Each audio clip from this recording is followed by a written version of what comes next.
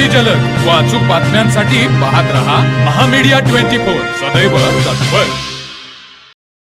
बसवेश्वरांनी जागतिक मूल्यांची शिकवण दिली, कायक दासोह अशी 2 मूल्य दिली। कायक समजून घेण्यासाठी काळ समजून घेण्याची गरज आहे असे मत थोर व्याख्याते राजा माळगी यांनी व्यक्त केले। आळते येथील अल्लम प्रभू गोपीठाच्या 21व्या लिंगायत गण मेळाव्यात ते बोलत होते। या मेळाव्याच्या अध्यक्षस्थानी पीठाधीश बसवकुमार स्वामीजी होते।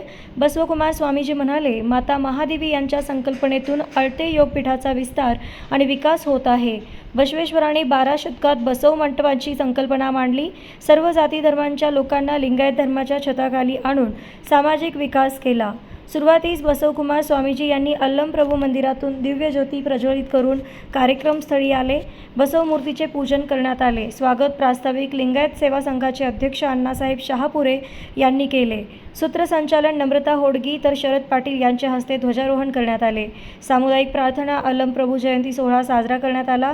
अजित पाटील यांनी बसवेश्वरांचा पोवाडा गाऊन सभा मंडपास मंत्रमुग्ध केलं। या मेळाव्यास आणि मिशानंद स्वामीजी, प्रभुलिंग स्वामीजी, ज्ञानेश्वरी माताजी, विजया अंबिका माताजी, प्राध्यापक भीमराव पाटील, नगराध्यक्ष अजितसिंह पाटील, सदाशिव पाटील, राजू शेनवाडे, राजू पिंपळे, अर्चना पाटील, बसगोंडा बिरादार, रमेश मिठारे, सुशीलाताई दरिबे, सरोजनी उर्णे, नंदाताई ऐलास यांच्यासह मोठ्या संख्येने शरणार्थी उपस्थित होते।